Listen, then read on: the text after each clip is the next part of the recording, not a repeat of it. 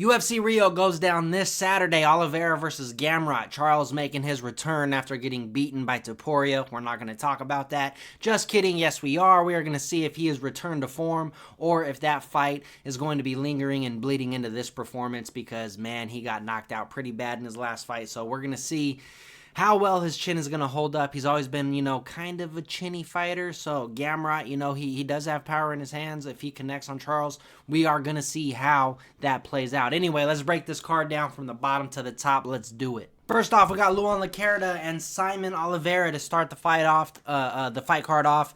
They're both coming off of losses.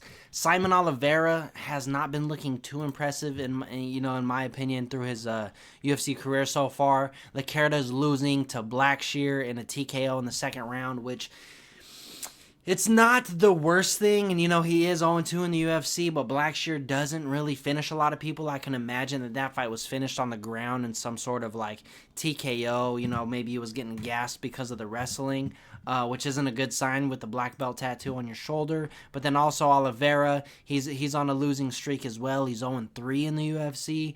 He's been getting knocked out in his past two fights. I'm going to probably have to go with Lacerda just because of that, right?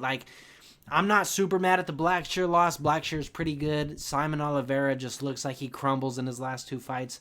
It's going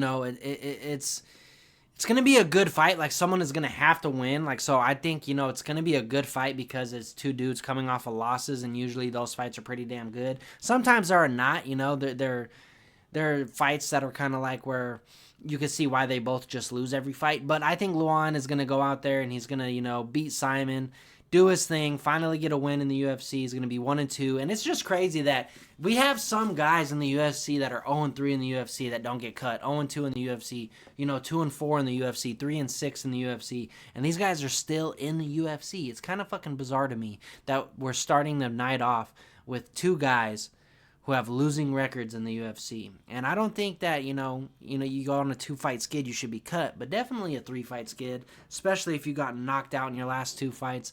I don't know, man. That's just my opinion.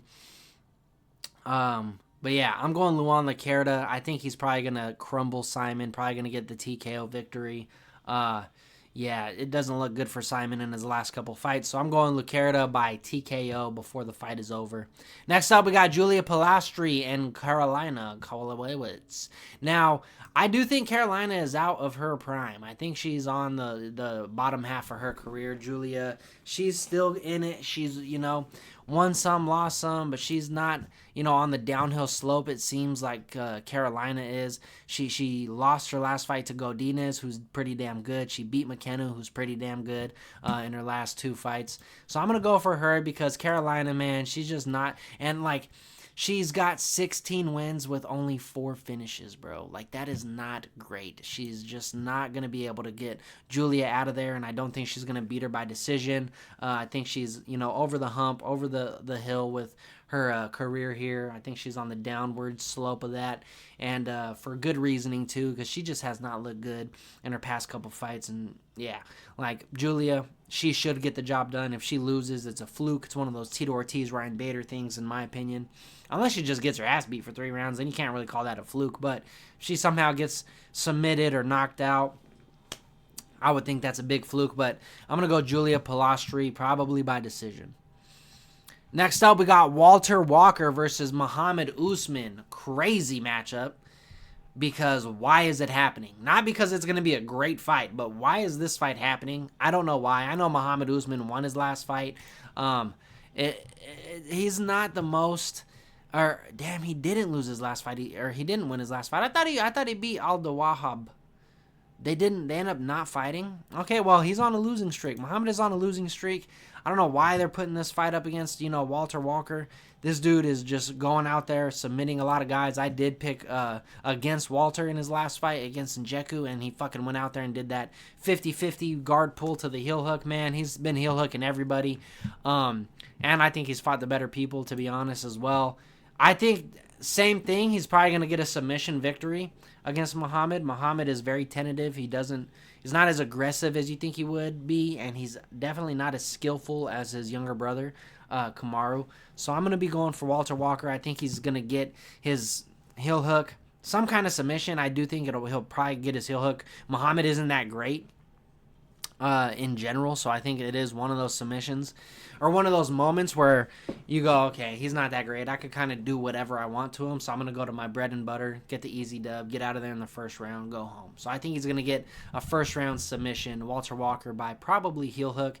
Don't know why this fight's happening, but they're kind of just giving Walter Walker that easy dub, in my opinion.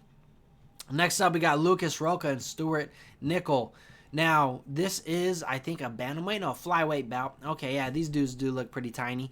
Homeboy's 5'3", okay? That's real short. I didn't realize he was 5'3". Stewart is 5'5". Let's see Stewart's past fight. He's got 4 wins by knockout, 3 by submission out of 8 wins, so he does know how to finish fights. He lost to Aguilar, who's pretty fucking good, and he lost by submission. So you can't really hang your head on that. Aguilar is pretty damn good. And then we got a 17-2, which is a pretty damn good record with 10 wins by knockout, 4 by submission. Okay, that's crazy. 7 first-round knockouts. He did lose to Clayton Carpenter by submission last year. Now, Clayton is big for that division, in my opinion. So I don't think Stewart is going to have that same huge presence as Clayton Carpenter. Clayton Carpenter is wide for that division as well. He's a big 25er, really good on the ground. This is a toss-up here. Maybe. Oh, man, it's hard to pick because being a shorter fighter sometimes is an advantage because it's hard to find the range and it's hard to keep people out and it's hard to find their head, especially if they duck a lot and throw overhands. It's really hard to find them sometimes. But at the same time, sometimes it's easier to find them, right? It's easier to find where they are. It's easier to keep them at bay. Just depends on how the fight goes. I'm not super familiar with either two of these guys' fighting styles, okay? But I would say if Lucas goes out there as aggressive, puts Stewart on his back foot, puts him against the cage, and throws a lot of overhands, gets his head offline, ducks offline, avoiding knees, and kicks, I think he could win the fight. If Stewart, like I said, I'm not really too sure about these. Like, they both have a lot of finishing capabilities. Lucas Roca with a lot of knockouts, so I'm assuming he throws a lot of bombs. I'm going to go Lucas Roca. They're in Brazil. They're both coming off of losses. He hasn't fought in a year, so he's gotten a lot of time to get, some gas under his belt and sharpen the fucking, they both haven't fought for, it looks like, a year now. I'm going to go Lucas Roca. I think he's going to get the job done, but Stewart, these Aussie guys, they're getting pretty good over there in Australia, so who knows how this fight's going to play out. Maybe Lucas Roca gets the job done. I can see Lucas Roca going in there, making it a dirty fight, and bringing it to Stewart and coming out with the victory. Even though he's a smaller fighter, like I said, that's not always the worst thing. If it does end up in like a grappling scenario, maybe Stewart gets the advantage there, kind of like a Demetrius Johnson, Dominic Cruz type thing, but Stewart's only 2 inches taller than him, so it's not like super crazy, and he doesn't look like he's that much bigger. But yeah, I think I'm going to go with Lucas Roca for this one. Next up, we got Bia Mesquita and Irina Alexieva. I'm going to go Bia Mesquita, man. She is making her, I think, UFC debut, and if you don't know who Bia Mesquita is, you're about to find out this weekend. She is, in my opinion, a better version, on the ground at least, of Mackenzie Dern, right? We don't know her striking. I would assume her striking is not great, so if Irina can get her, keep her on the feet and don't let her go into any kind of grappling scenarios, Irina does have a very high chance of winning this fight if the fight stays on the feet. Do I think that's going to happen? I don't know. She has 3 losses, so it seems like she's beatable, but who knows if she has great takedown defense. I want to say Bia Mesquita because I've been watching her for a long time in terms of jiu-jitsu. I think she's really good on the ground. She's one of the best best women in the UFC right now in terms of ground game grapplers. So I'm gonna go Bia Mesquita by submission. I don't know what round it's gonna be, but I think she's gonna have a submission victory. But homegirl is from Kazakhstan, so she should have some kind of wrestling background. She's Russian, so as long as she could keep her off the legs and keep the fight standing, I think if the fight stays standing, Irina wins.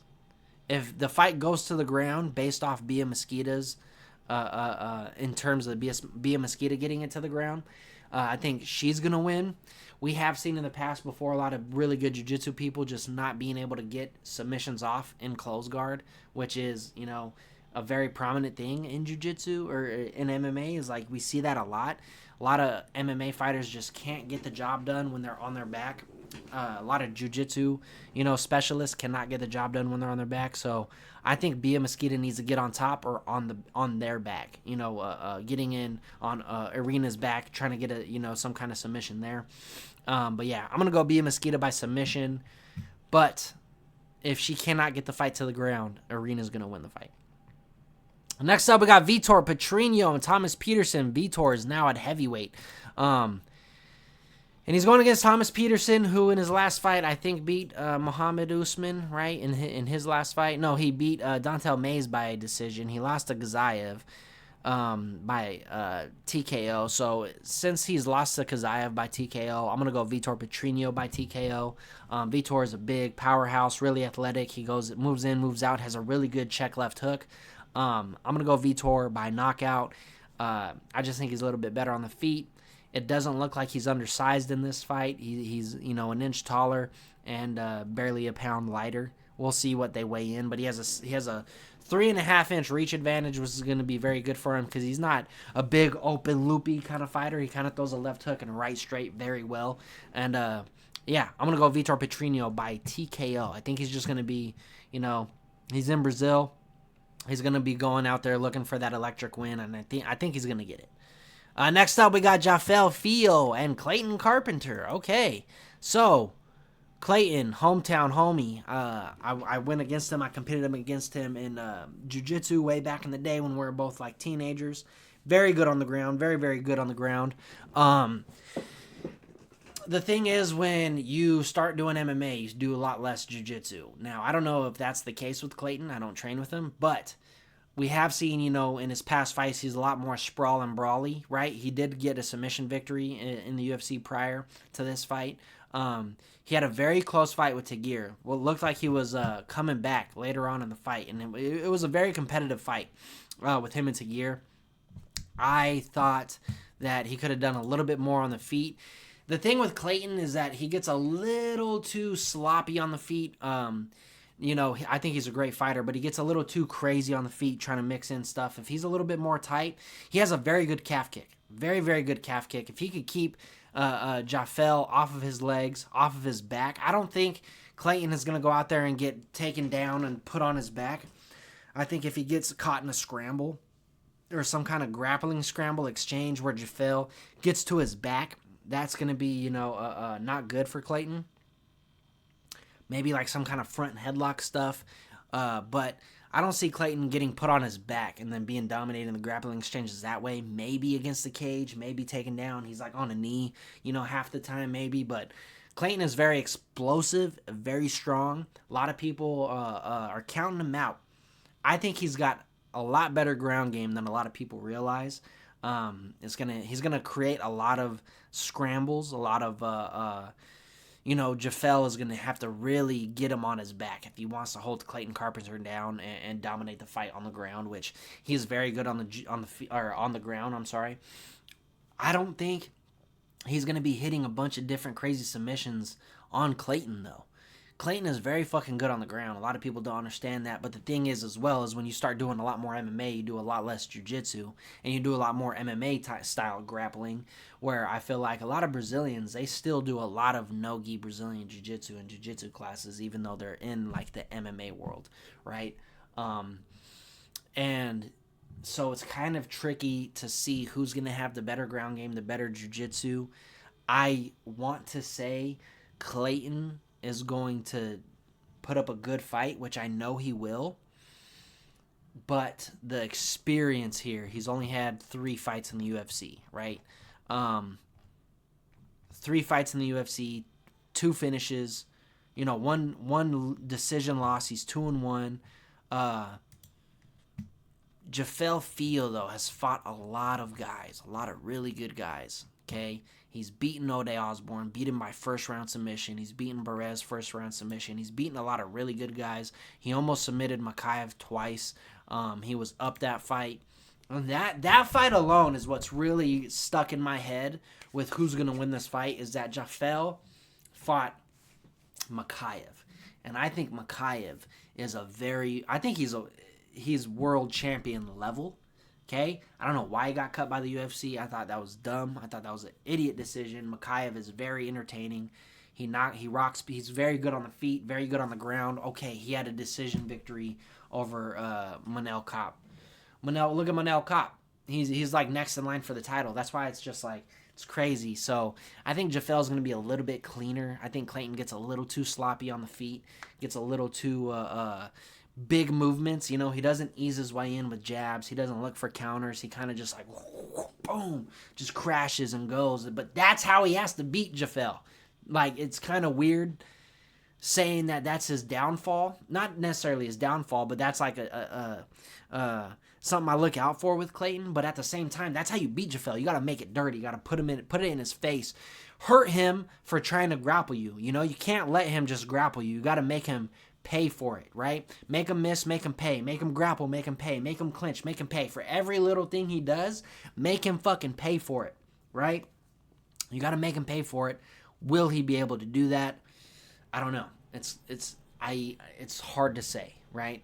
I think I'm gonna go Jafel Fio by decision. I think it's gonna be a grueling fight, and I think Jafel's just gonna get the little bit of an advantage in the grappling department. I think he's gonna be pressing a little bit more than Clayton will in terms of the grappling area. I think Clayton's gonna do very well defending off stuff, but I think at the end of the day, Jafel is just gonna have more. But if round 3 comes and Jafel starts to gas, I can see Clayton start taking over late in the fight, and then he's going to have to throw a submission up, probably get a late submission victory, maybe a late TKO. I could see that very well happening. Clayton just has to be wary of the leg entanglements, which he will be. I think he will be. But I'm hoping Clayton wins the fight.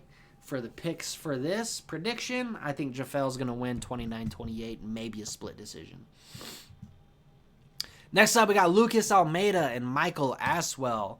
I'm not too familiar with either of these guys.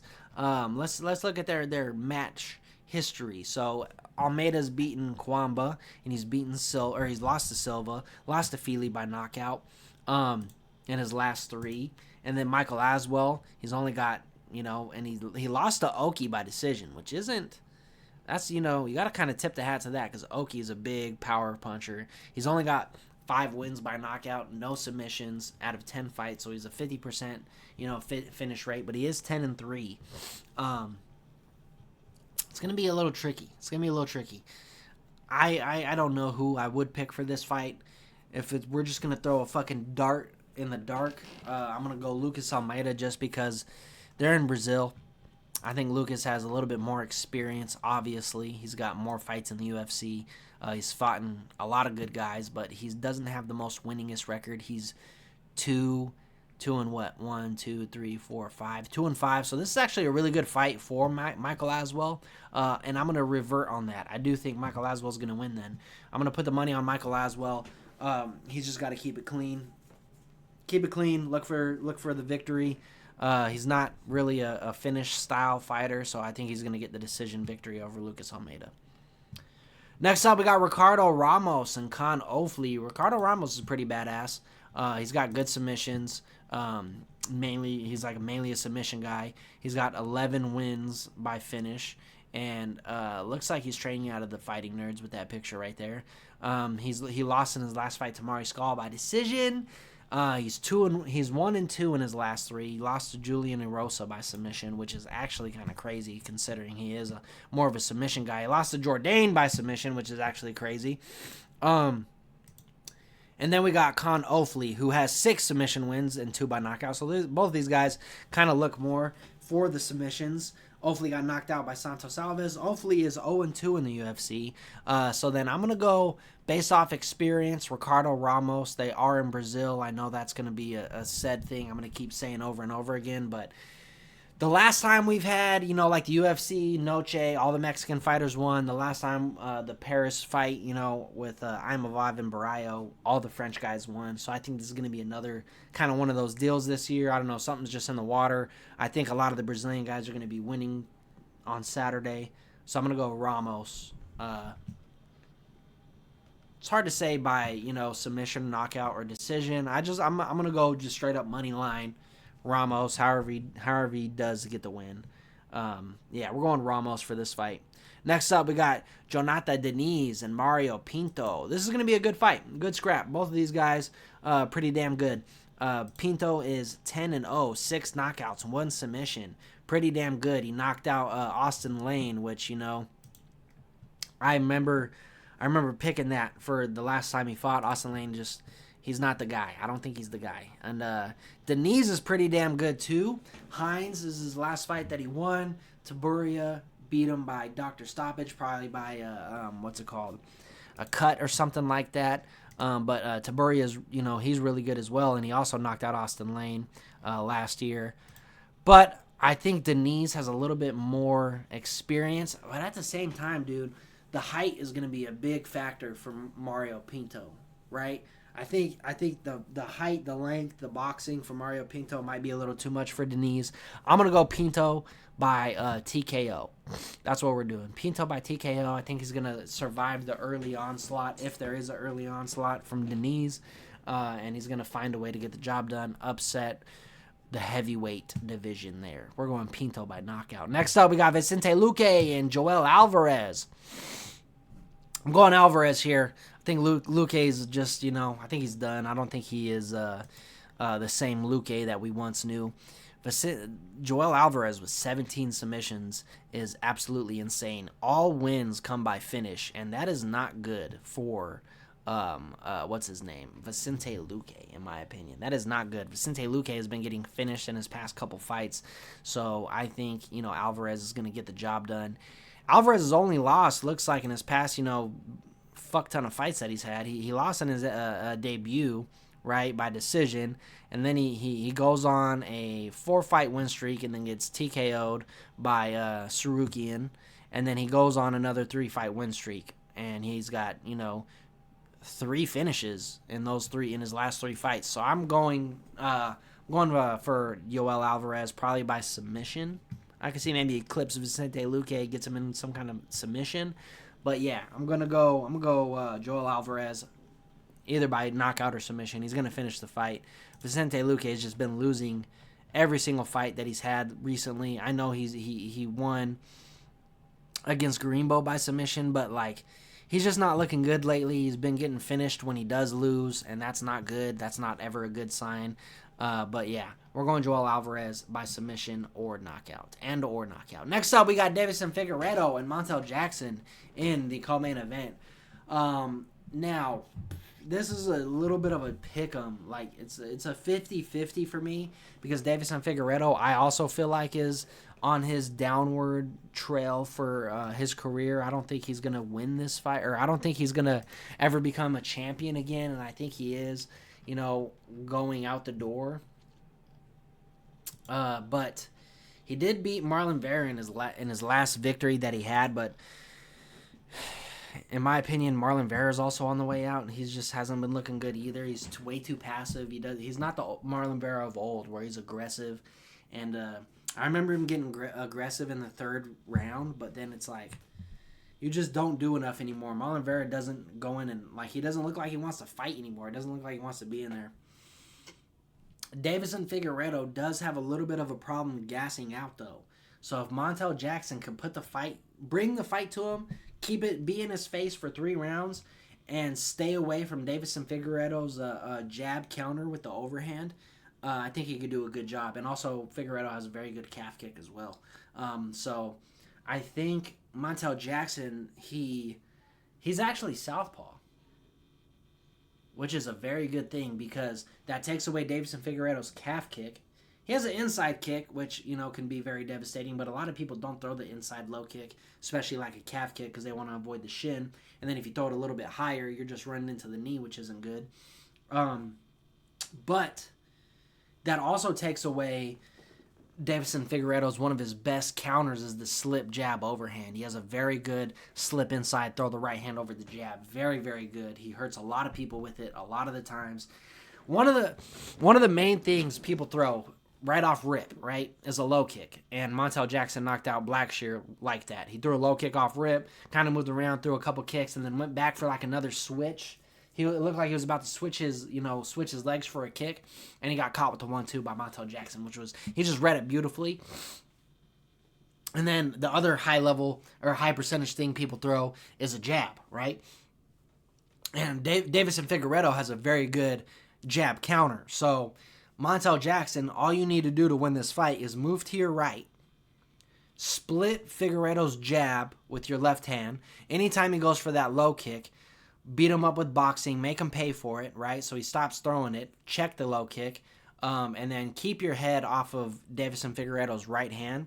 If Figueiredo can get the fight to the ground, I do think that favors him more, but I do think that will gas him out faster if Montel can survive those grappling exchanges. But I'm going to go Montel Jackson by TKO, late TKO, if Davison Figueiredo gets gassed out, or Figueiredo with an early submission.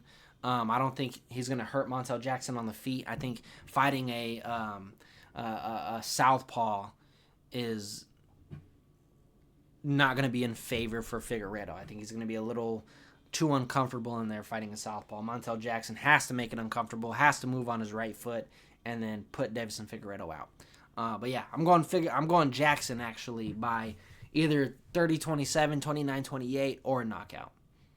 Next up, we got the main event: Charles Oliveira versus Matthias Gamrot. Now, this is going to be a crazy fight.